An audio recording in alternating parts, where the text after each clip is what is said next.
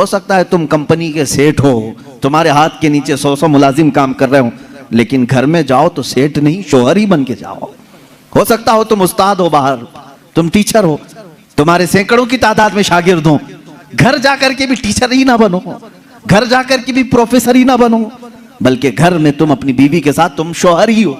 तुम कंपनी के सेठ बाहर, तुम उस्ताद बाहर, लेकिन खातून के साथ शोहर वाले सुलूक में यह होना चाहिए, कभी औरत तुम्हारे साथ मजाक कर ले तो इस तरह बिगड़ने की जरूरत नहीं कि बाद लोगों के मुतालिक ये सुना है, वो कहते हैं बाहर 200 लोग मेरे हाथ के नीचे काम करते हैं, तू कैसी औरत है, तुझे बात करने की तमीज नहीं। बाहर जानती हो मेरी कितनी इज्जत होती, बाहर जानती हो लोग मुझसे टाइम लेते हैं बात करने का, और तू मेरे साथ तू तड़ाक करती है। मेरे अजीजों, अल्लाह ताला ने उसे तुम्हारा हमराज बनाया है, शरीके हयात बनाया है, लाइफ पार्टनर है, उसको इतना इख्तियार दिया करो जितना तुम उसके साथ इख्तियार रखते हो। ये मेरे आका सल्लल्लाहु अलैहि वसल्लम की जिंदगी पाक, घरेलू हालात की खुशगवार जिंदगी हुजूर की मैं बताऊं। माँ आयशा सिद्दीक़ा रज़ियल्लाहु तआला अन्हा एक कुंवारी औरत हैं, बाकी हुजूर सल्लल्लाहु अलैहि वसल्लम की सारी अज़वाज मुतहरात जितनी भी आई या तो बेवा थी या मुतल्लका थी। हजरत खदीजा रज़ियल्लाहु तआला अन्हा सबसे पहले निकाह में आई हुजूर सल्लल्लाहु अलैहि वसल्लम की। हजरत खदीजा बिन्त खुवैलिद मक्का की मशहूर खातून थी, आपके अखलाक की वजह से पूरे मक्का वाले आपको ताहिरा कहते थे, आपका लक़ब ताहिरा था। आपका निकाह पहले अबू हाला नाम के एक शख्स से हुआ, उनके इंतकाल के बाद अतीक नामी एक दूसरे शख्स से हुआ, फिर उसके इंतकाल के बाद 2 शादियां ऑलरेडी हो चुकी थी आपकी, फिर आपकी उम्र 40 साल की हुई। रसूल करीम सल्लल्लाहु तआला अलैहि वसल्लम ने अपनी जिंदगी पाक में पहला निकाह अपनी 25 साल उम्र में 40 साल की बेवा खातून से निकाह फरमा रहे हैं। हुजूर पाक सल्लल्लाहु तआला अलैहि वसल्लम का यह निकाह बड़ी सादगी से हुआ, और हुजूर अकरम सल्लल्लाहु तआला अलैहि वसल्लम पर सबसे पहले ईमान लाने वाली भी आपकी शरीक हयात खदीजा रज़ियल्लाहु तआला अन्हा ही हैं, वह उम्मुल मोमिनीन सबसे पहले ईमान लाने वालियों में से। हुजूर सल्लल्लाहु तआला अलैहि वसल्लम की हर मकाम पर वो सपोर्टर रही हैं, आपकी हिमायत के लिए खड़ी रही। हुजूर अकरम सल्लल्लाहु तआला अलैहि वसल्लम उनका दिल रखने के लिए हर उनकी खुशी का ख्याल फरमाया करते थे, उनकी खुशियों का ख्याल फरमाया करते। और सेम यही हजरत खदीजा की। मैं कहता हूँ शादी से पहले हर नौजवान को चाहिए कि मेरे आका सल्लल्लाहु अलैहि वसल्लम की अज़दवाजी जिंदगी को भी पढ़े। ये नहीं कि तुम मर्द हो तो सारी खिदमत तुम्हारे लिए होनी चाहिए और तुम औरत के लिए कुछ ना करो।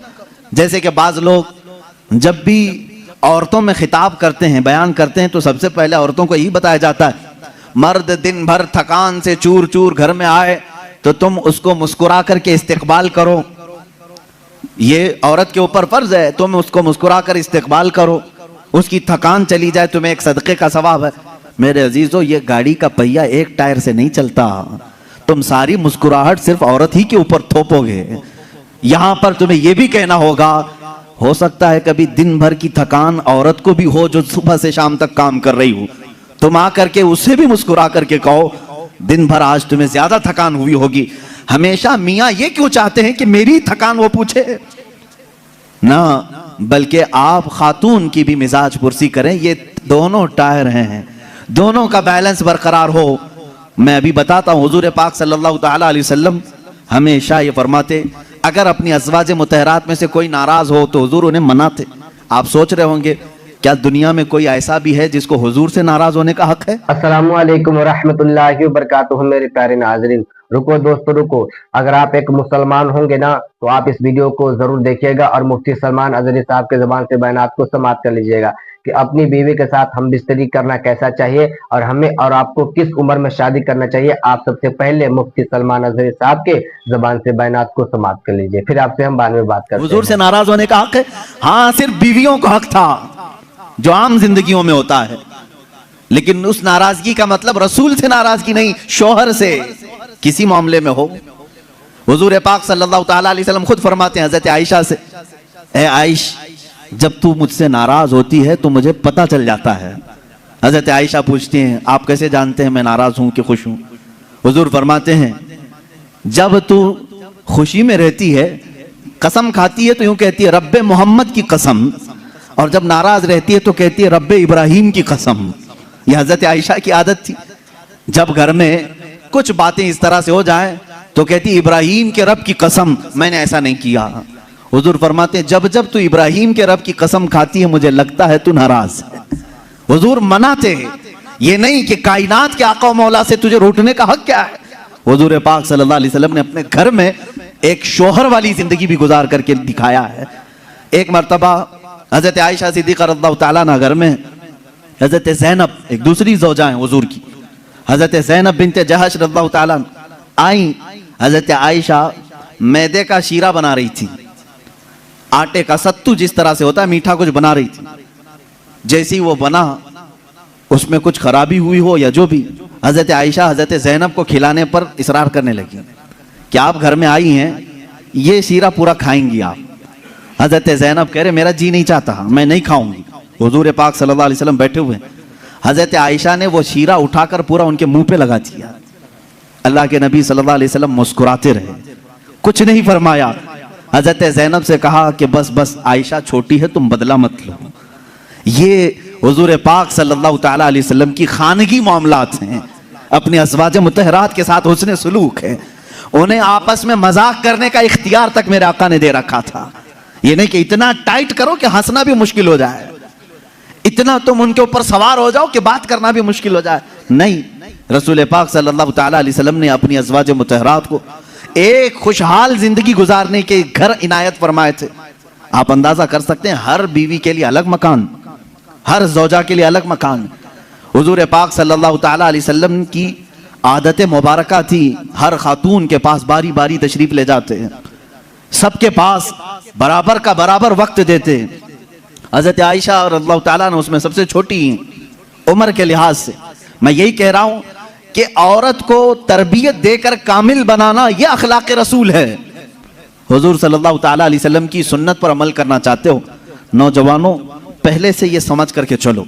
मेरे घर में जिनकी शादियां नहीं हुई उनके लिए कह रहा हूं, जिनकी हो चुकी उनके लिए भी पहले से जहन में ये बात फिट कर लो। मैं अगर शादी करने जा रहा हूं तो मेरे घर कोई ऐसी खातून आने वाली है जिसको हो सकता है बात करने में पूरा सीखी हुई ना हो, खाने पकाने के माहिर ना हो सकता है वो खानदानी मामलात को न समझे, मुझे हर एक चीज को उसे सिखाना होगा।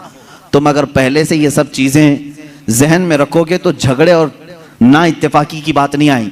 तुम पहले से एक्सपेक्टेशन ये रख करके बैठे हो कि ये 7वें आसमान से सीख करके आई हुई है घर में, कभी कुछ बातचीत हो गई तो सीधे झट से यही कहा क्या तुम्हारे अम्मा बाप ने यही सिखाया था, यही बात।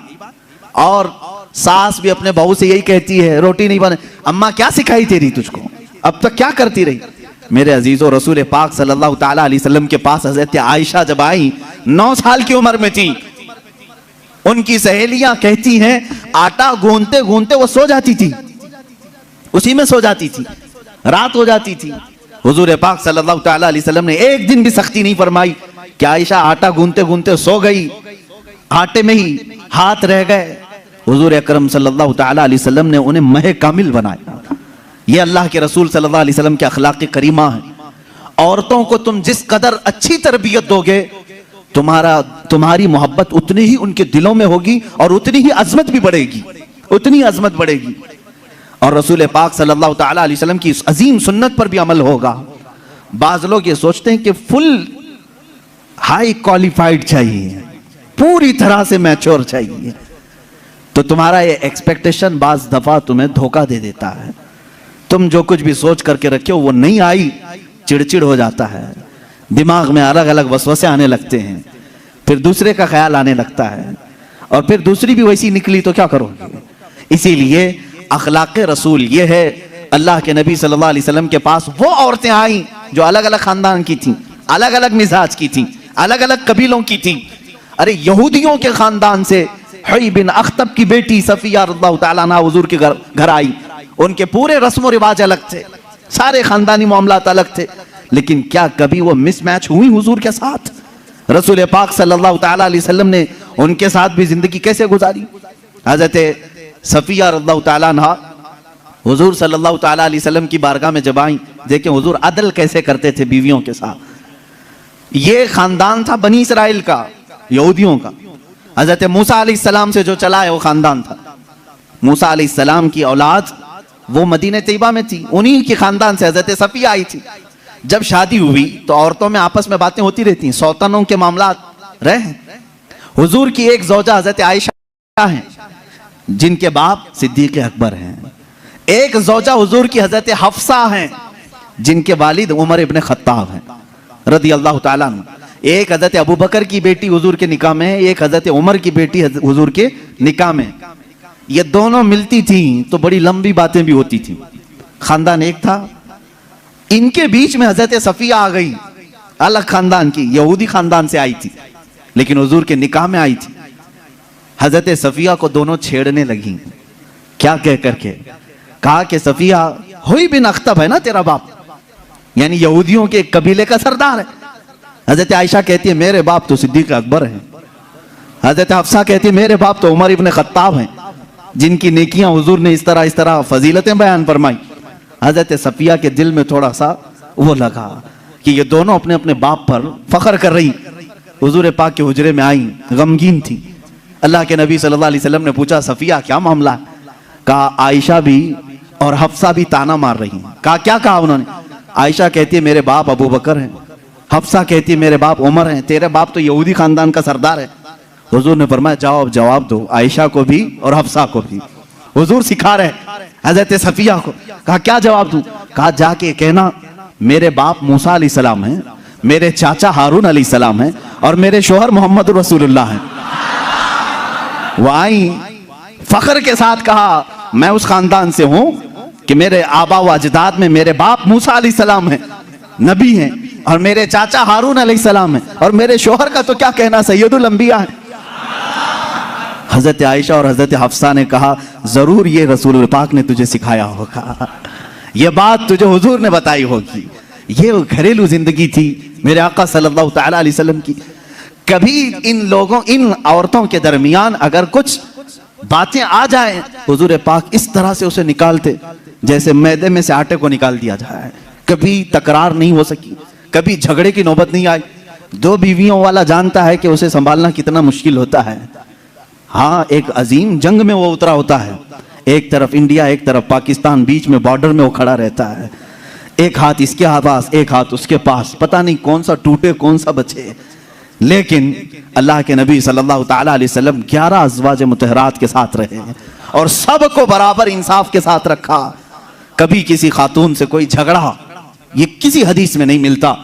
हाँ, उनके दरमियान जो बातें होती थी वो तफरीह कल्ब के तौर पर होती, तफरीह कल्ब के तौर पर, दिल को बहलाने के तौर पर। जी हाँ मेरे प्यारे अजीज दोस्तों, भाइयों और बहनों, जैसा कि आपने अभी हमसे बड़े आलिम मुहद्दिस आजम मुफक्किर आजम मुफ्ती सलमान अजहरी साहब के जबान से बयानात को समाअत कर लिए कि शादी हमें किन औरतों से करना चाहिए और किस उम्र में शादी करना चाहिए, आपको अच्छे तरीके से समझ में आ गया होगा। और अगर हमें हम बिस्तरी करना होगा, यानी मियाँ बीवी साथ जब हम बिस्तरी करते हैं तो किस तरह करना चाहिए, मुझे तो इस वीडियो में कुछ बोलने की जरूरत ही नहीं है। जैसा कि मैंने आपको मुफ्ती सलमान अजहरी साहब के जरिए से पैगाम दे दिया।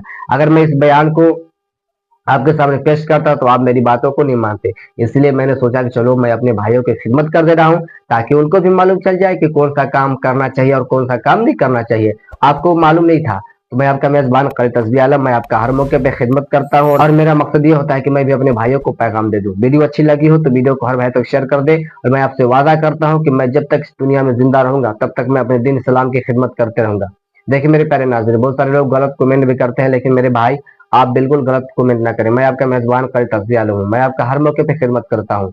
तो आप इस वीडियो को हर भाई तक शेयर कर दे ताकि उनको भी मालूम होना चाहिए कि हमें किस उम्र में शादी करना चाहिए और अपने बच्चे को किस उम्र में या बच्चे को किस उम्र में हम शादी कर दे ताकि वो गुनाह से बचे। देखिए अगर कोई अपने बच्चे की शादी कर देता है ना तो गुनाह से बचते हैं और एक नई जिंदगी शुरुआत हो जाती है। तो मेरे प्यारे अजीज दोस्तों, आप भी अपने बच्चे या बच्चे को टाइम से शादी कर दे और किस तरह हम बिस्तरी करना चाहिए आपने हमसे बड़े आलिम मुफ्ती सलमान अजहरी साहब के जबान से बयानात को समाअत कर लिया। हमारे नबी किन औरतों से और किस उम्र के औरत शादी किए थे आपको भी मालूम चल गया है। फिर अगले वीडियो में मिलते हैं। अस्सलाम वालेकुम रहमतुल्लाहि व बरकातुहू। खुदा हाफिज।